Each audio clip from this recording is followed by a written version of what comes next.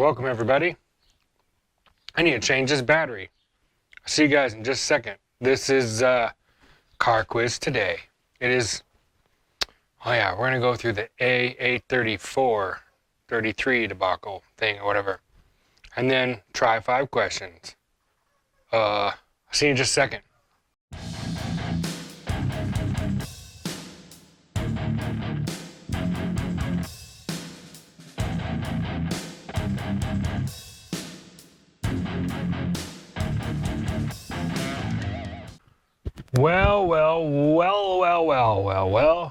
Welcome. Today is car quiz today. I'm going to read your answers right away. So the question was, what was the, so Dodge has the A833 4-speed, several versions of it, and then there was the A834 that I spoke about. Turns out I was wrong. There is no A834. There was an A833 later model that was an overdrive transmission, and that was the one I was trying to get at. But I was also looking for the vehicle that it was in. And those Dodge nerds at Iron Horse Garage, they got me, which is good. I'm glad. It's keeping them on their toes. I thought I had them for a second, but I didn't. So let me just read you the answers. These guys are pretty good. Hold on a second. Let's see here. I need my old man glasses, but I don't have them on. Okay, hold on. Hold, please. Hold. Did I tell you I drove this car yesterday and ran out of gas? I didn't tell you about that? I'll tell you about it later. It was only just like right up the street. I actually went around the block a bunch of times, and I took it out up the street, and I went one blast, and I came back, was doing some more stuff, and I went back up, and I was coming about halfway up, and I ran out of gas, and my wife had to go grab my neighbor's gas can and bring them to me, and it was like two-stroke, and I poured some two-stroke gas, and this thing fired up, and of course I had to leave a little hard first and second gear, and with the new posi, it's kind of fun, so I came around, and now it's pretty close to being out of gas again, so I don't get to drive it. I gotta put the sending unit in. Anyway, here we go. So we went to car quiz today. Answered the Oldsmobile questions. Here we go for the comments. Andy's Doghouse says, "Hey buddy, I don't have a clue of what you're talking about, but I'm listening anyway. Thanks for sharing your knowledge." You're welcome, buddy. Apparently I don't have an answer either. Empty Pockets James says, "Someone told me time a while back, a series of transmissions done for Mopar for NASCAR. Not 100% sure, but I was told that the 4-speed in question was designed to be put behind the Hemi." That is true. When I said that they had one of the best aftermarket, or the best factory 4-speeds, it was specifically the one behind the Hemi. Still known as an A833, but I believe that one had a cast iron case and bigger input shaft and output shaft. There's just better guts. It was heavy duty. I was told that as GM version was called a rock crusher and the Mopar version was called a Hemi crusher. I never heard that, but I can guarantee you that the A833 is way tougher than M22.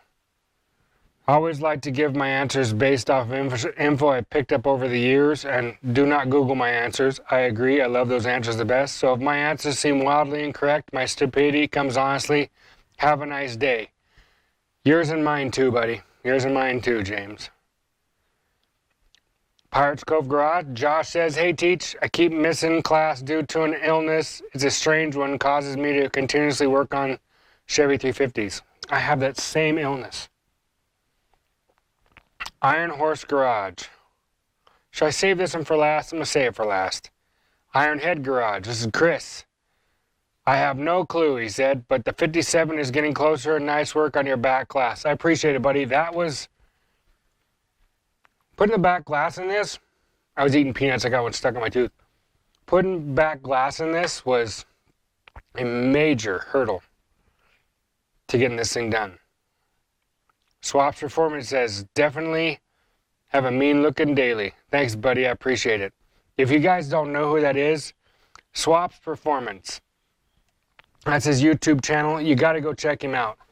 He does LS swap stuff, but he also interviews people. They do like a live show. It's almost every day he's got like interviews with people in the industry. It was really cool. The other day I rarely catch people's live shows because I'm busy and I feel bad about it, but I love it when I get to just jump in a chat room and it's a live show. So I jumped in, I was hanging out, and these guys were talking about LS stuff, and it was him and another dude.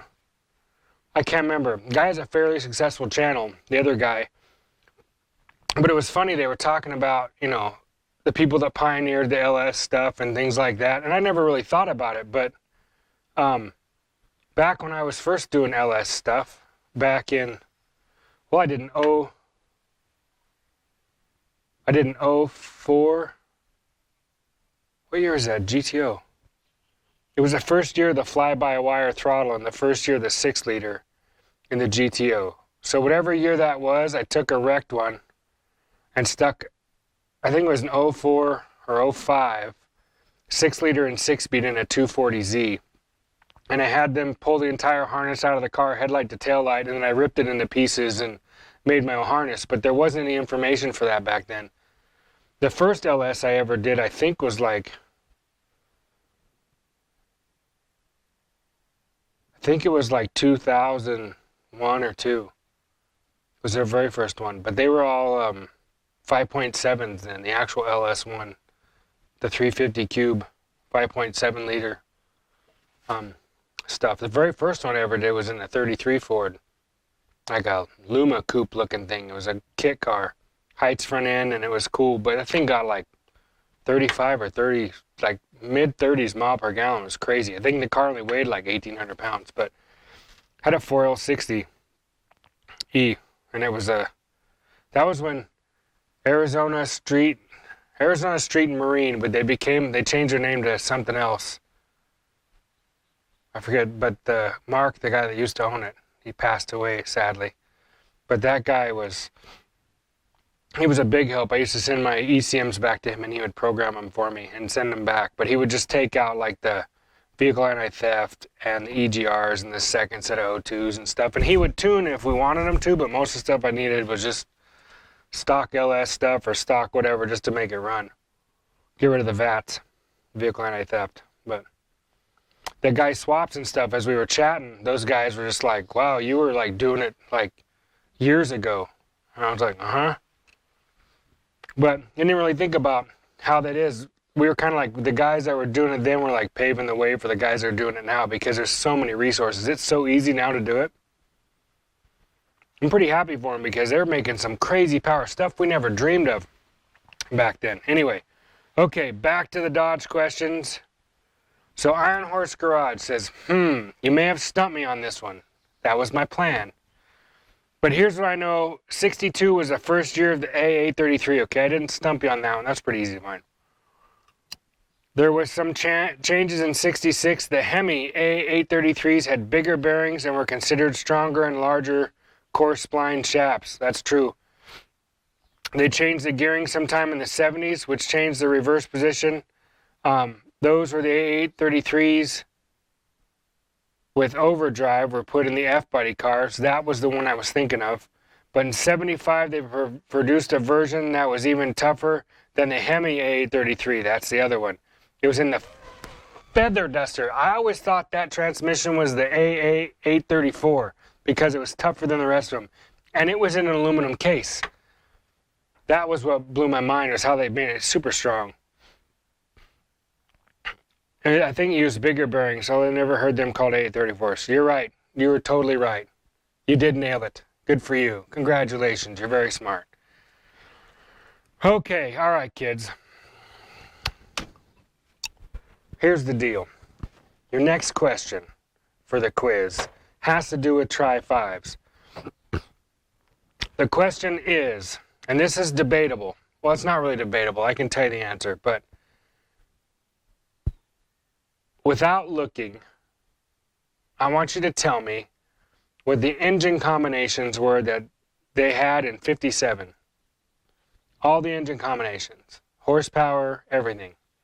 And then the second part of this question is, I want to know, and those of you guys are tri5s, you'll know this, but some of you may not know this. Did they ever produce any of these cars, 55, 6, and 7, with floor shifts? There's your answer. And if they did, how many were produced and what model were they in? I'll talk to you later. See you guys on, so this will be Monday. I'll see you guys Wednesday.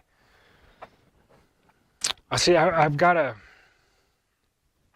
tell you about it Wednesday. I'll see you guys Wednesday. Have a great rest of your, I guess have a great Monday. It's Monday. Have a great Monday. Aloha. Love you guys. See you later. I'm getting out of here. Oh, does this thing run? It does. You don't want to hear it, do you? You do?